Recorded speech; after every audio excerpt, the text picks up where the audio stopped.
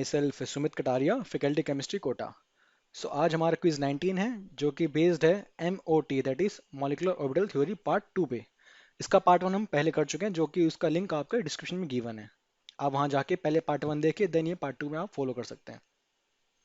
देखिए आज हम क्या पढ़ने वाले, will be dealing with concept of SP mixing, कि SP मिक्सिंग क्या होती है और उसके वजह से रिजल्ट्स क्या चेंज होने वाले हैं, and the concept of homo and LUMO. ठीक है, तो ये हमारा एडवांस पार्ट रहेगा MOT का। बेसिक बात हम कर लेते हैं, जो हमने पढ़ाया था एक बार उसको देख लेते हैं। हमने बात की थी कि दो केस बनने वाले हैं। पहला केस रहेगा कि इलेक्ट्रॉन फीलिंग करेंगे अप टू 14 इलेक्ट्रॉन तक, यानी कि अगर आपका पास मॉलिक्यूल है, उस मॉलिक्यूल में टोटल इलेक्ट्रॉन्स 14 हैं, तो वो ये वाला ऑर्डर फॉलो करते हैं जो ऑर्डर आपके सामने लिखा हुआ है। सिग्मा 1s इस तरीके से जाएगा और लास्ट में क्या रहेगा, सिग्मा स्टार 2pz।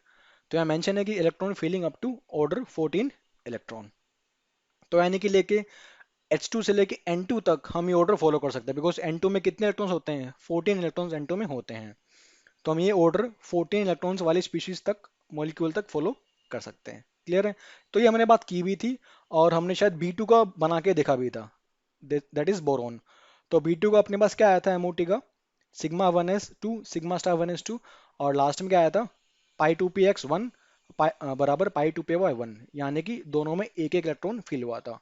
कौन सा रूल फॉलो किया था अपन ने यहाँ पे, हमने रूल फॉलो किया था हुन्स रूल, कि जब तक भैया दोनों में सिंगल सिंगल ना भरे जाए जिनकी एनर्जी इक्वल होती है, तब तक पेयरिंग नहीं करा पाते।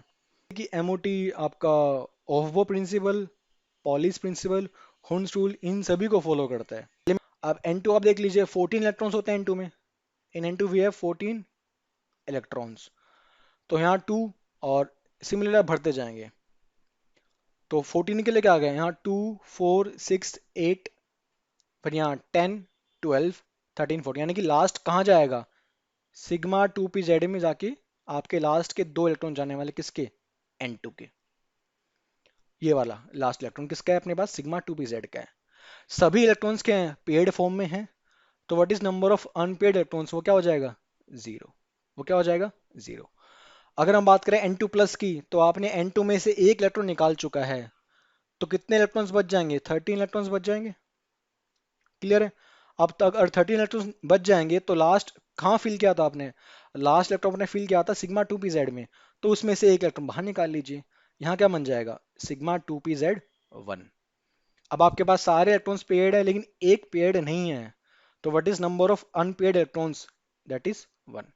अगर आपके मॉलिक्यूल के अंदर अनपेयर्ड स्पीशीज आ चुकी है या फिर अनपेयर्ड इलेक्ट्रॉन आ गया है, तो वो अनपेयर्ड इलेक्ट्रॉन बता रहा है कि that molecule is para magnetic. जैसे B2, हम जानते हैं कि B2 में अपने पास दो अनपेयर्ड इलेक्ट्रॉन है, it means B2 is para magnetic. N2 में क्या है, कोई भी अनपेयर्ड इलेक्ट्रॉन नहीं है, N2 is dia magnetic. N2 plus में क्या है, एक अनपेयर्ड है, पैरामैग्नेटिक। सिमिलरली हम क्या बात करेंगे, N2 माइनस की। अब देखिए जब भी हम बात करेंगे N2 माइनस की, तो डाउट आ जाता है कि सर आपने कहा है कि ये जो ऑर्डर आप फॉलो करवा रहे हो, ये ऑर्डर हम फॉलो करेंगे 14 इलेक्ट्रॉन स्पीशीज तक। आपने लिखा हुआ है कि this order is follow up to 14 electron species. Clear है? और सर N2 माइनस में तो अपने पास 15 इलेक्ट्रॉन हो जाएंगे, तो क्या फिर भी हम यही ऑर्डर फॉलो करेंगे, यस। बेशक N2 माइनस में 15 इलेक्ट्रॉन होंगे, लेकिन स्टिल ऑर्डर कौन सा फॉलो करेंगे, ये पहले वाला ही फॉलो करेंगे, because N2 minus is derived from N2। और जो स्पीशीज जिस ओरिजिनल स्पीशीज से डिराइव की गई है, तो उसमें जो फीलिंग ऑर्डर रहेगा वो भी उसी का रहेगा। इसलिए N2 माइनस में फीलिंग ऑर्डर कौन सा फॉलो करेंगे, N2 का ही करेंगे। ठीक है? तो एक डाउट आता है जनरली बच्चों को कि सर N2 माइनस तो 15 इलेक्ट्रॉन स्पीशीज है, तो 15 के लिए हम कौन सा फॉलो करेंगे, पहले वाला केस या दूसरा केस। हम पहला केस ही फॉलो करेंगे, because N2 minus is still derived from N2। ठीक है? और ये बात मैंने यहाँ नीचे लिख भी दी है। क्लियर? अब N2 माइनस में क्या रहेगा, 15 हो गए, तो N2 में 14 थे, तो सिग्मा 2pz आपका फिल हो गया था। अब जो एक और इलेक्ट्रॉन आपके पास एक्स्ट्रा आया है माइनस के फॉर्म में, वो कहाँ जाएगा, वो जाएगा आपके पास पाई स्टार 2px या फिर पाई स्टार 2py में। तो अगेन आपके पास एक इलेक्ट्रॉन क्या हो गया, एक्स्ट्रा आ गया। आपने मान लीजिए सिग्मा 2px में एक डाल दिया और y में क्या हो गया, जीरो।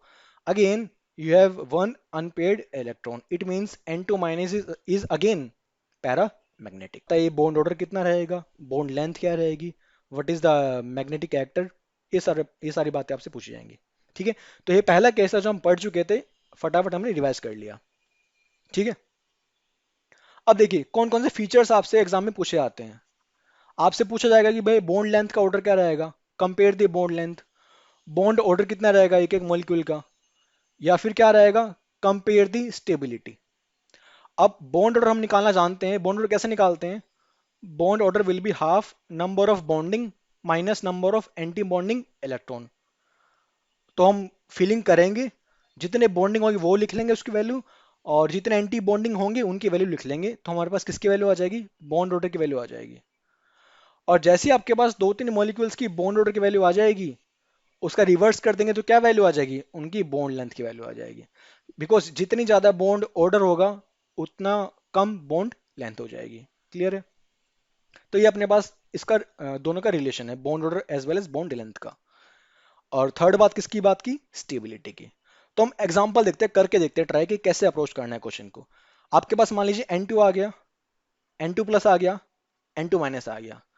ठीक है, तीन स्पीशीज आपके सामने गिवन है, और आपको बोलता है कि इन तीनों का स्टेबिलिटी क्या रहेगा, इन तीनों का स्टेबिलिटी ऑर्डर क्या रहने वाला है। तो स्टेबिलिटी के लिए आप पहले क्या निकालेंगे, स्टेबिलिटी के लिए आप पहले निकालेंगे बॉन्ड ऑर्डर। तो सबसे पहले आपने फिलिंग कर ली। ठीक है, फिलिंग करके आप क्या पता कर रहे हो कि भैया बॉन्डिंग इलेक्ट्रॉन्स कितने हैं, बिना स्टार वाले बॉन्डिंग इलेक्ट्रॉन्स कितने हैं। तो आप बोलेंगे सर N2 में 10 है, N2 प्लस में 9 है, और N2 माइनस में भी 10 है। और what is the number of anti bonding electrons, जहां जहां स्टार आ रहा था उनकी संख्या कितनी होगी, तो N2 में 4, N2 प्लस में 4, और N2 माइनस में 5। यानी कि यहाँ एंटी बॉन्डिंग इलेक्ट्रॉन्स की संख्या ज्यादा है बजाय किसके, N2 और N2 प्लस के। अब फॉर्मूला आपके पास है ही, तो हम क्या निकाल सकते हैं, बॉन्ड ऑर्डर। इनके बीच का गैप कितना है, 6 का गैप है, 6/2 3। गैप कितना है 5 का, 5/2 2.5। गैप कितना है 5 का, 5/2 2.5। तो तीनों का बॉन्ड ऑर्डर आपके सामने आ चुका है। क्लियर है, यहां तक कोई डाउट आपको नहीं होना चाहिए। बेसिकली बहुत बेसिक बात हमने की है कि how to calculate bond order. Simple सी फिलिंग करेंगे आप, फिलिंग करके सारी जानकारी आपके सामने आ जाएगी। अब डाउट आ जाएगा कि सर ठीक है, बॉन्ड ऑर्डर तो सर इसका 3 आ गया, इसका 2.5 आ रहा है, इसका 2.5 आ रहा है, तो सर इन दोनों का बॉन्ड ऑर्डर बराबर है, यानी कि N2 प्लस का और N2 माइनस का बॉन्ड ऑर्डर बराबर कह रहे हो आप। तो क्या बॉन्ड लेंथ बराबर रहेगी, क्या N2 प्लस और N2 माइनस की स्टेबिलिटी भी बराबर रहेगी। इनकी बात है कि आप इनके बारे में क्या जानकारी है वो देखते हैं। तो देखिए बड़ा ही मैंने क्रूड लैंग्वेज में लिखा है, जैसे आप व्हाट्सअप करते हो लोगों को, पर ठीक है हमको समझने से मतलब है। देखिए जनरली क्या होता है, जिसका बॉन्ड ऑर्डर ज्यादा रहेगा वो मॉलिक्यूल उतना ज्यादा स्टेबल रहता है। इन जनरल ये बात हम कहते हैं हमेशा कि भैया जितना ज्यादा बॉन्ड ऑर्डर होगा उतना ज्यादा स्टेबिलिटी, बिकॉज जितना ज्यादा बॉन्ड ऑर्डर है उस मॉलिक्यूल को तोड़ने के लिए आपको ज्यादा एनर्जी सप्लाई करनी पड़ेगी। तो that molecule is relatively more stable. Clear है, तो यानी कि N2 का बॉन्ड ऑर्डर 3 है, N2 प्लस का 2.5 है, और N2 माइनस का भी 2.5 है। यानी कि एक बात तो क्लियर है कि N2 कहीं ना कहीं ज्यादा स्टेबल रहेगा बाकी दो से।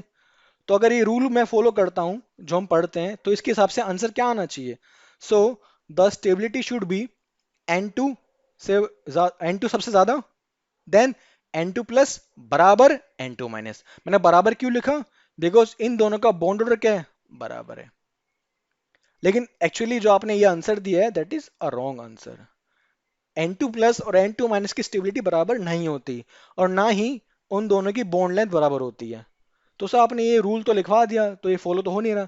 तभी मैंने यहाँ क्या लिखा हुआ है, जनरली करते हैं, जनरली यूज करते हैं।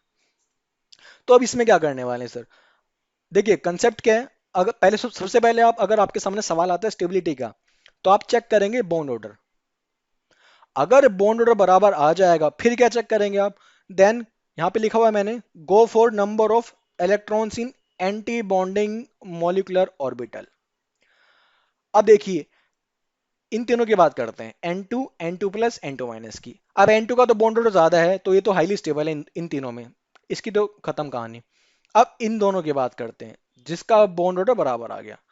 अगर आपके स्पीशीज का बॉन्ड ऑर्डर बराबर आ जाएगा तो आप क्या चेक करेंगे, आप उन दोनों का इलेक्ट्रॉन चेक करेंगे कि इन दोनों के इलेक्ट्रॉन्स में एंटी बॉन्डिंग मॉलिक्यूलर ऑर्बिटल यानी कि स्टार वाले ऑर्बिटल्स में किस में इलेक्ट्रॉन ज्यादा हैं। तो यहाँ कंसेप्ट क्या है, higher the number of electrons in anti bonding molecular orbital lower is the stability. Class one में हमने पार्ट वन में पढ़ा था अपन ने कि जितने ज्यादा इलेक्ट्रॉन्स एंटी बॉन्डिंग में जाएंगे उतना मॉलिक्यूल की एनर्जी ज्यादा हो जाएगी, उतनी स्टेबिलिटी कम हो जाएगी। अब मुझे बताइए N2 प्लस और N2 माइनस, यहां देखिए ये रहा आपके पास N2 प्लस, इसमें एंटी बॉन्डिंग कितने इलेक्ट्रॉन्स हैं, 4।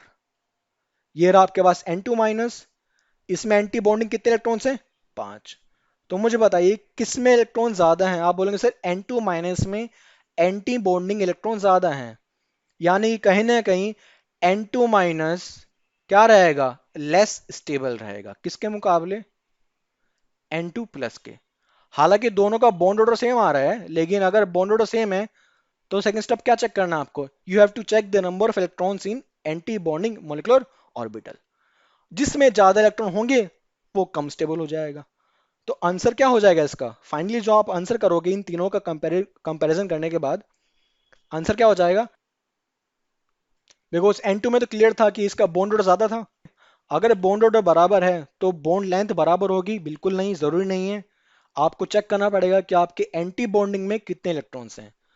किसी भी स्पीसीज में अगर एंटी बॉन्डिंग में इलेक्ट्रॉन ज्यादा हो गए तो वो मॉलिक्यूल कम स्टेबल हो जाएगा। ये कंसेप्ट है, ये हमने पार्ट वन में देखा था ध्यान से, उसी को हम यूज कर रहे हैं यहाँ पे।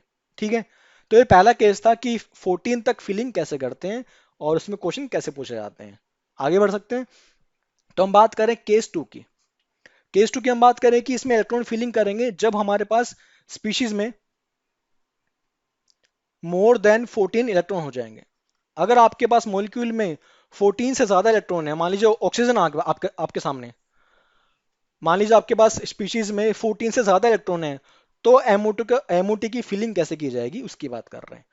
तो आपके सामने ये ऑर्डर लिखा हुआ है, आपको ये ऑर्डर याद करना है मोर देन 14 के लिए। चेंज क्यों आया और चेंज कहाँ आया एक बार देख लीजिए आप। सिग्मा 2s तक तो कहानी बराबर है, यानी कि पहले के चार तो बराबर बढ़ते हैं, इसमें कोई दिक्कत ही नहीं है।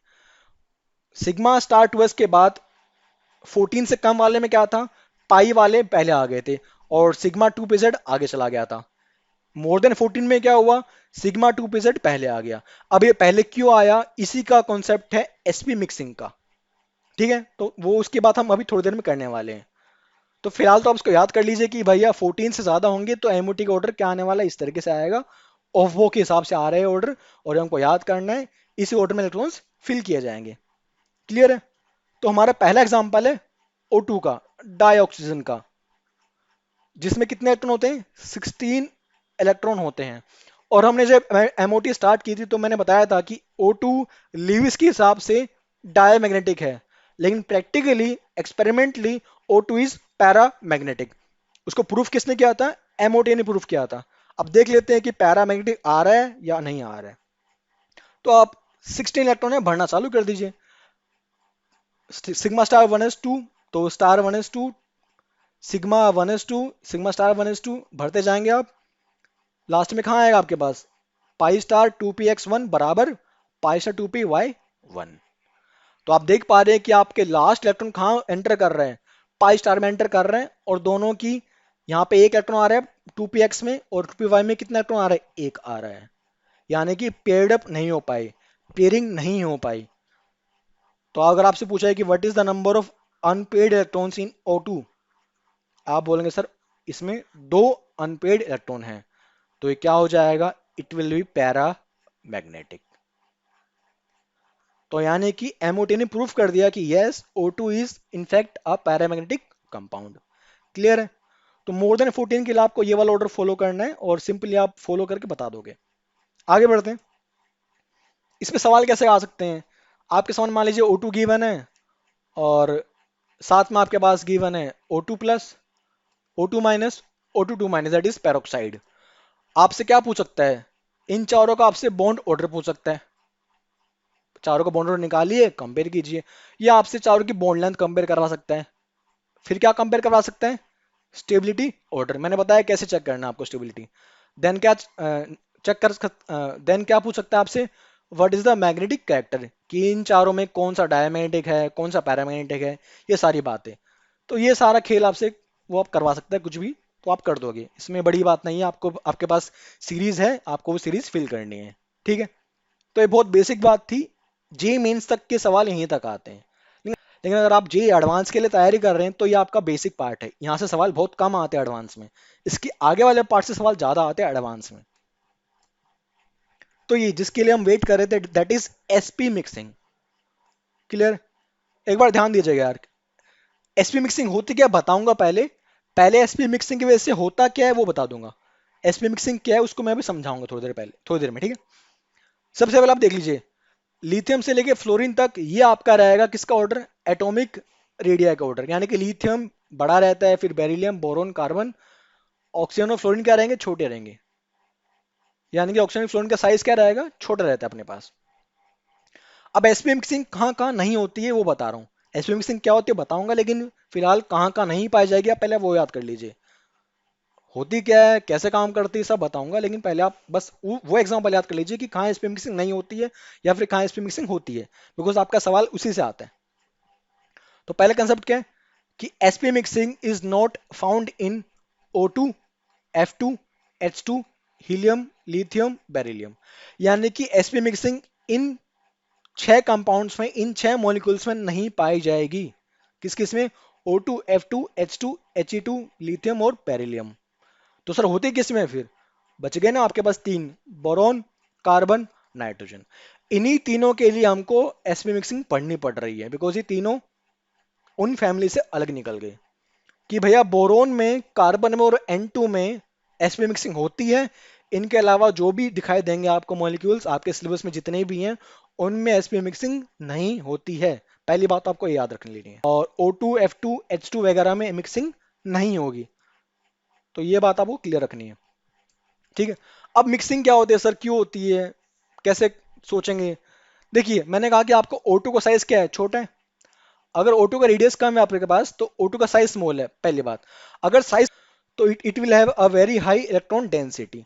अगर डेंसिटी ज्यादा है इलेक्ट्रॉन की, तो आपके पास मॉलिक्यूल क्या कर जाएगा, आपके पास ऑर्बिटल क्या कर जाएगा, कॉन्ट्रैक्ट कर जाएगा। तो इसमें जो आपके पास 2s ऑर्बिटल होता है, 2s ऑर्बिटल जो आपके पास होता है किसका, O2 का, इट विल कॉन्ट्रैक्ट, तो उसका साइज क्या हो जाएगा, छोटा हो जाएगा। साइज स्मॉल हो जाएगा किसका, 2s ऑर्बिटल का। अगर अपने पास साइज स्मॉल हो चुका है s ऑर्बिटल का, किसके मुकाबले, p के मुकाबले में, तो जब अपने पास साइज कंपेरेबल होता है तो मिक्सिंग अच्छी होती है किसी भी चीज की। जैसे आपने बॉन्डिंग के अंदर पढ़ा था, हाइब्रिडेशन में क्या चाहिए होता है, कंपेरेबल साइज चाहिए होता है हाइब्रिडेशन करने के लिए। हाइब्रिडेशन भी तो एक तरह की मिक्सिंग होती है। उसी टाइप से यहाँ पे भी जो एसपी मिक्सिंग होने वाली है, 2s और 2p के बीच मिक्सिंग होने वाली है, तो 2s और 2p के ऑर्बिटल्स कंपेरेबल साइज के होने चाहिए। लेकिन O2 और F2 के केस में 2s का साइज छोटा हो जाता है बजाय किसके, 2p के, तो उतनी अच्छी मिक्सिंग नहीं हो पाती। क्लियर है? That is your sp mixing. बस आपको इतना ही जानना है, आपका सवाल बन जाएगा। अगर मॉलिक्यूल में sp मिक्सिंग नहीं हो रही है या sp मिक्सिंग हो रही है, तो MOT में क्या फर्क पड़ने वाला है, हमारे फीलिंग में क्या फर्क पड़ने वाला है, हमको बस वो जानना है।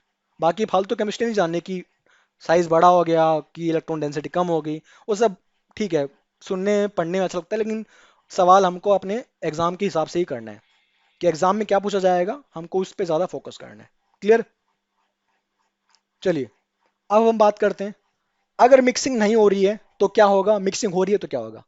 अब आपने देखा था कि मोर देन 14 के लिए हम ये वाला ऑर्डर फॉलो करते हैं, देखा था आपने। और O2 का केस कौन सा आता है, मोर देन 14 वाला केस आता है, सिग्मा 1s, सिग्मा 2s और सिग्मा स्टार 2s और सिग्मा 2pz। यानी कि O2 के लिए या F2 के लिए 2s, सिग्मा 2s और सिग्मा 2pz का जो गैप है वो काफी कम है, दोनों पास पास आ चुके हैं। क्लियर हो पा रहा है? तो मैंने लिख दिया कि गैप इज लो, यानी कि सिग्मा 2s और सिग्मा 2pz काफी पास पास है इन केस ऑफ O2 या F2। क्लियर है ये वाली बात? लेकिन अगर हम बात करते हैं B2 की, C2 की या N2 की, या फिर 14 से कम फिलिंग वाले इलेक्ट्रॉन्स की या 14 तक वाले इलेक्ट्रॉन्स की, तो उसमें जो आपके पास गैप रहेगा वो गैप ज्यादा रहने वाला है। तो भाई आप यहां ध्यान दीजिए, यहां देखिए आप, ये आपके पास रहा सिग्मा 2s और ये आपके पास रहा सिग्मा 2pz। मुझे बताइए क्या ये गैप ज्यादा है कि गैप कम है। आप बोलेंगे सर ये गैप काफी ज्यादा है, तो इसको हम क्या बोलेंगे? High gap. अगर ये गैप हाई है तो इस सारी गैप हाई क्यों रहा होगा? और O2 में जो हमने देखा कि O2 में गैप कम है, तो ये गैप कम क्यों है? देखिए O2 या F2 या जिसमें भी मिक्सिंग नहीं हो रही है, जिसमें भी एसपी मिक्सिंग नहीं हो रही है, उसमें गैप कम रहेगा। और जब मिक्सिंग हो जाएगी, मिक्सिंग के बाद मोलिक्यूल क्या रहेंगे? स्टेबल हो जाएंगे। और एक की एनर्जी ज्यादा हो जाएगी, दूसरे की एनर्जी कम हो जाएगी, इसलिए गैप ज्यादा आ जाता है। तो तब भी मिक्सिंग होगी तो 2s और 2p का जो गैप है वो ज्यादा हो जाएगा। इसीलिए मोर देन 14 में ऑर्डर कुछ और होता है और लेस देन 14 में ऑर्डर कुछ और होता है एमओटी फीलिंग का। तो आपको बस इतना ध्यान रखना है फाइनली कि O2 F2 में मिक्सिंग नहीं होती है।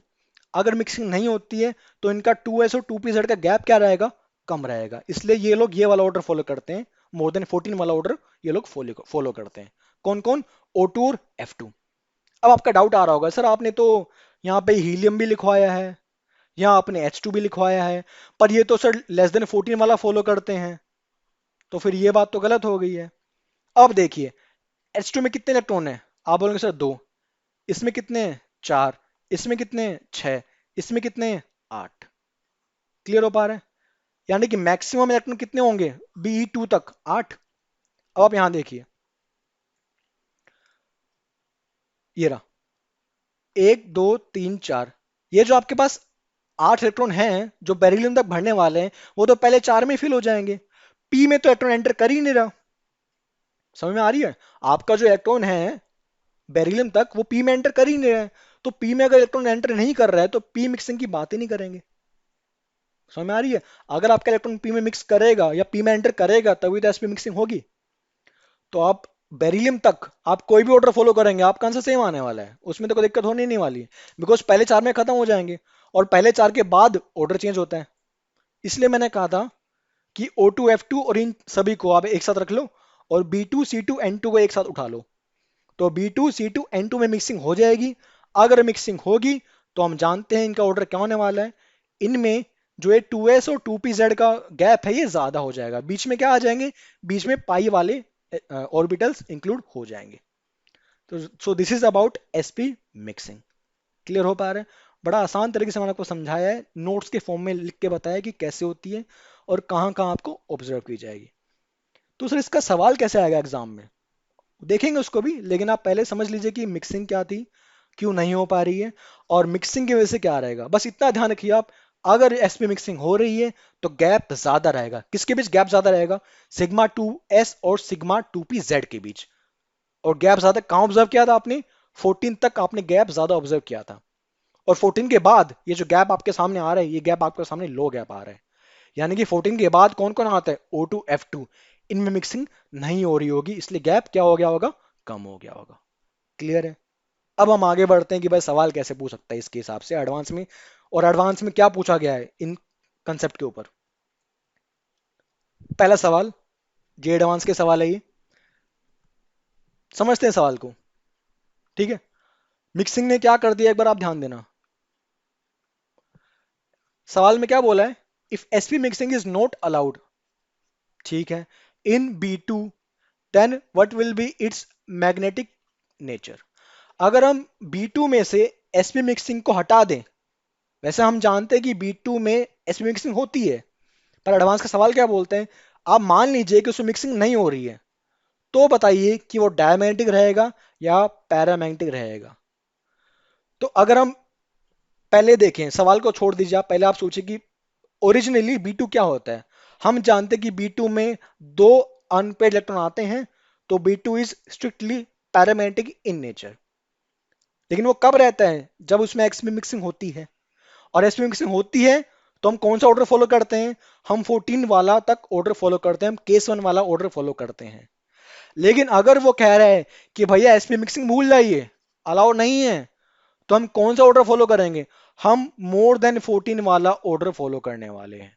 यानी कि इस केस के लिए हम कौन सा ऑर्डर फॉलो करेंगे? इस केस के लिए हम O2 वाला ऑर्डर फॉलो करने वाले हैं। यानी कि मिक्सिंग मत कराइए।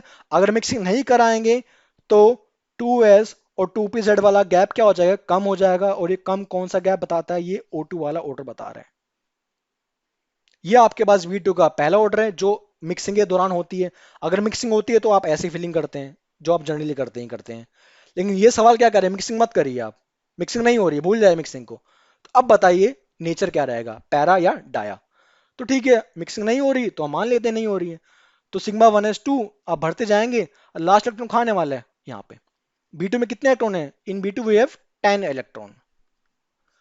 अब आप देख पा रहे हैं कि सारे के सारे इलेक्ट्रॉन्स पेयर्ड अप हैं, कोई भी इलेक्ट्रॉन आपके पास अनपेड नहीं बचा। यानी कि the magnetic nature has been changed from para to dia. मिल पा रहा है आइडिया? ये सवाल जे एडवांस का ही था कि कैसे वो यूज कर रहे हैं एसपी मिक्सिंग कंसेप्ट को। अब किसी बच्चे को यही नहीं पता कि एसपी मिक्सिंग होती क्या है, वो इस सवाल में क्या कर सकता है, कुछ भी नहीं कर पाएगा वो, चाहे उसने कितनी एमओटी पढ़ी हो। लेकिन सवाल ये है कि अगर आपका लेवल जो पढ़ने का है, आपकी थ्योरी उस लेवल तक है कि नहीं जो एडवांस पूछ रहे हैं। क्लियर हो पा रहा है? ये सवाल था। अब आगे आ जाइए, what is homo, what is LUMO. सवाल कम आते हैं लेकिन फिर भी देख लीजिए। होमो means highest occupied molecular orbital. आपने फीलिंग चालू कर दी, आपने इलेक्ट्रॉन भर दिए, ठीक है। लास्ट इलेक्ट्रॉन कहां गया, लास्ट इलेक्ट्रॉन कौन से ऑर्बिटल में गया, उसको बोलेंगे HOMO, that is highest occupied molecular orbital. तो सर लूमो क्या होता है? LUMO stands for lowest unoccupied molecular orbital. आपने इलेक्ट्रॉन भर दिए सारे के सारे, जहां इलेक्ट्रॉन आपका भरने खत्म हो गए उसके जस्ट अगला वाला ऑर्बिटल जो खाली है, दैट इज लूमो। सर एक बार बता दीजिए कैसे करेंगे। N2 है मान लीजिए, आपने N2 में इलेक्ट्रॉन भरने चालू किए और लास्ट इलेक्ट्रॉन N2 का कहां एंटर करता है, सिग्मा 2p z में एंटर करता है। यानी कि लास्ट इलेक्ट्रॉन आपका N2 में कहां एंटर करता है, सिग्मा 2p z में एंटर करता है। तो सिग्मा 2p z क्या हो गया, N2 का होमो हो गया। अब इसके बाद बहुत सारे ऑर्बिटल्स हैं जो खाली बैठे हुए हैं, सिग्मा स्टार 2p z भी खाली है, ये दोनों भी खाली हैं। लूमो कौन सा रहेगा, LUMO will be just next lowest unoccupied, because इसके बाद ये भी अनऑक्युपाइड है और ये भी अनऑक्युपाइड है। लेकिन लोवेस्ट अनऑक्युपाइड कौन सा है, जस्ट बाद वाला। यानी कि इन दोनों में का आप कोई भी ले लीजिएगा, ये दोनों क्या कहलाएंगे, लूमो कहलाएंगे। क्लियर हो पा रहे हैं? यानी कि होमो क्या रहेगा, हाईएस्ट ऑक्युपाइड, जहां लास्ट इलेक्ट्रॉन गया है, और जहां लास्ट इलेक्ट्रॉन गया है उसके जस्ट बाद वाला क्या बोलेंगे, लूमो। एग्जाम में पूछ लेते हैं कि इस मॉलिक्यूल का होमो क्या रहेगा, इस मॉलिक्यूल का लूमो क्या रहने वाला है। और होमो लूमो आप पढ़ोगे कोऑर्डिनेशन के अंदर, because homo LUMO is responsible for the colour in halogens. जैसे आप Cl2, ब्रोमीन, आयोडीन, फ्लोरीन, इनमें जो डिफरेंट कलर्स रहते हैं अपने पास गैसेस का, that is due to HOMO LUMO transition. ठीक है, तो वो अलग बात चलती है वहां पे। अब कुछ सवाल हैं आपके लिए करने के लिए, आप ट्राई करना इन सवालों को, आपसे सारे हो जाएंगे मुझे उम्मीद है। ये सवाल जी एडवांस का है, मिक्सिंग के ऊपर ही पूछा गया है। इसमें क्या बोला हुआ है, assuming 2s2p mixing is not operative, the paramagnetic species among the following. मान लीजिए 2s2p मिक्सिंग नहीं हो रही है, तो बताइए व्हाट इज पैरामैग्नेटिक स्पीशीज, इनमें से कौन सा रहेगा। तो आप सोचना सवाल को करना है कैसे, अटेम्प्ट कैसे करना है। और आई थिंक इसका आंसर क्या रहेगा, C2 रहने वाला है। तो आप क्रॉस चेक करना करके ट्राई, मैं करवा नहीं रहा हूँ आपको, बता नहीं रहा हूँ, बिकॉज मैंने आपको एक का बता चुका है करके। देन ये सवाल देखते हैं, इसमें क्या गिवन है, assuming the Hund's rule is violated. ये सवाल अच्छा है। Assuming the Hund's rule is violated, the bond order and the magnetic nature of the diatomic molecule B2। Again boron की बात कर रहे हैं, बोरोन तो इनका फेमस है एडवांस का। अब सवाल में देखिए, सवाल सीधा नहीं पूछता एडवांस में, एडवांस की यही खासियत है, ये अच्छा ही एडवांस की है कि सीधा सवाल नहीं पूछता वो।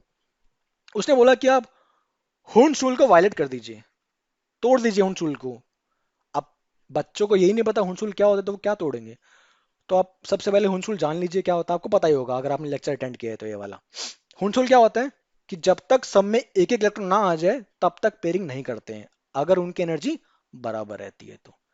यानी कि मान लीजिए आपके पास पाई ए वाला था बराबर पाई ए वाला था, आपको इनके अंदर दो इलेक्ट्रॉन फिल करने हैं। आपके पास ऑप्शन क्या है, आप दोनों यहां डाल दीजिए, यहाँ एक, यहाँ जीरो डाल दीजिए। दूसरा ऑप्शन क्या है, यहाँ एक डाल दीजिए और यहाँ पे क्या कर दीजिए, एक डाल दीजिए। अगर दोनों की एनर्जी बराबर है, जो कि बराबर है ही, दे आर डिजनरेट, तो हम कौन सा फीलिंग फॉलो करेंगे, पहला फीलिंग फॉलो करोगे या दूसरा फीलिंग फॉलो करोगे। आप लोग से पहला फॉलो नहीं करने वाले, इट वायलेट्स हुन्स रूल। हम कौन सा फॉलो करेंगे, ये वाला। बिकॉज पार्ट वन में हमने सीखा था कि एमओटी हुंस को वायलेट नहीं करता, पॉली वायलेट नहीं करता, ओवो को वायलेट नहीं करता। ओवो, पॉली, हुंस इन तीनों को एमओटी फॉलो करता है। लेकिन सवाल क्या कह रहा है? सवाल कह रहा है कि भाई आप तोड़ दीजिए हुंस रूल को, भूल जाइए हुंस रूल को, वायलेट कर दीजिए। अब बताइए बी टू क्या रहेगा? तो ठीक है, अगर एडवांस का सवाल खुद ही कह रहे हैं तोड़ने के लिए, हम कर देते हैं। ये रहा आपके पास सिग्मा वन है, सिग्मा वन है स्टार, सिग्मा इसके बाद क्या आएगा? सिग्मा टू है स्टार, फिर पाई आ जाएगा आपके पास, क्योंकि मिक्सिंग तो होती है बी टू, हम जानती हैं। तो पाई बराबर पाई, दोनों वाले आ जाए। ठीक है, इतना रख लेते हैं, आगे जरूरत नहीं पड़ने वाली आपको। बी टू में 10 इलेक्ट्रॉन होते हैं, दो यहाँ बढ़ दिए, दो यहाँ बढ़ दिए, दो यहाँ बढ़ दिए, दो यहाँ बढ़ दिए, 8 पूरे हो गए। ठीक है, ये तो हम जानते हैं, 8 तो समय होते ही हैं बेसिक वालों में। अब बच गए 2 इलेक्ट्रॉन। अगर हम हुड्स को वायलेट ना करें, हुड्स को हम फॉलो करेंगे, तो यहाँ एक आएगा, यहाँ एक आएगा। लेकिन बड़ी बेशर्मी से एडवांस ने बोल दिया कि भाई आप हुड्स को वायलेट कर दीजिए, कोई दिक्कत नहीं है। तो ठीक है, हम सवाल फॉलो करते हैं। वायलेट कर दिया तो यहाँ क्या आ जाएगा? 2, और यहाँ क्या आ जाएगा? 0। जब तक पूरे नहीं भर जाए जब तक भर दो आप, फिर आप आगे भरोगे। जनरली हम ऐसे करते हैं अगर हम हुड्स को वायलेट कर देते हैं तो आप मुझे बताइए, सारे इलेक्ट्रॉन्स पेयर्ड अप हैं? आप बोलेंगे यस सर, सारे पेयर्ड अप हैं। तो मैं स्पीशीज क्या रहेगा? डाया या पैरा? आप बोलेंगे sir it will be diamagnetic. तो कंपाउंड क्या हो गया? डाया मैग्नेटिक हो गया। अब आपसे पूछा जाए what is bond order, what will be the bond order? तो यहाँ दो, यहाँ दो, यहाँ दो, 6 बॉन्डिंग, ये दो, ये दो, 4 एंटी बॉन्डिंग बटा 2, कितना हो गया? 1। क्लियर हो पा रहा है? This will be your bond order. अब देख लीजिए कौन सा ऑप्शन आ रहा है, डाया रहेगा और 1 रहेगा। आई थिंक ऑप्शन 1 हो जाएगा। क्लियर है? तो ये सिंपल सवाल था, एडवांस का सवाल है ए बी आर। पढ़ते हो आप, वेव फंक्शन पढ़ते हो एमओटी का, वो आता वाता है नहीं एग्जाम में, बिना बात उसमें टाइम खराब करने वाली बात हो जाती है। जो मुद्दे की बात है वो ये आती है जो मैंने बता चुका है। और जिसने वीडियो 1 नहीं देखा है, इसका पार्ट 1 नहीं देखा है, उसमें हमने ये सारी बातें की हैं कि हुनसुल कैसे फॉलो करते हैं, पॉली को फॉलो करते हैं, ओफबो को फॉलो करते हैं। तो इन तीनों प्रिंसिपल्स को एमओटी फॉलो करता है। को बताया है कि what is SP mixing, mixing होगी तो क्या होगा, मिक्सिंग नहीं हुई तो क्या होगा, कौन कौन सा फॉलो करता है, कौन कौन सा फॉलो नहीं करता है। अगर आप इतना एमओटी आपको आती है तो एडवांस के सवाल आप सारे कर देंगे, जो आए हैं वो भी कर देंगे, जो आने वाले हैं 2 4 5 साल 10 साल में आप वो सारे कर देंगे सवाल। ये मेरी एश्योरेंस है। ठीक है, और एक सवाल और बच गया ये वाला, इसको भी आप कर लेना, उम्मीद है आप कर लोगे। ना आए तो आप मुझे टेलीग्राम पे पूछ लेना मुझसे कि सर मुझे डाउट आ गया था इसमें क्या था, ऑप्शन क्या रहेगा। ठीक है, तो आज इतना रखते हैं।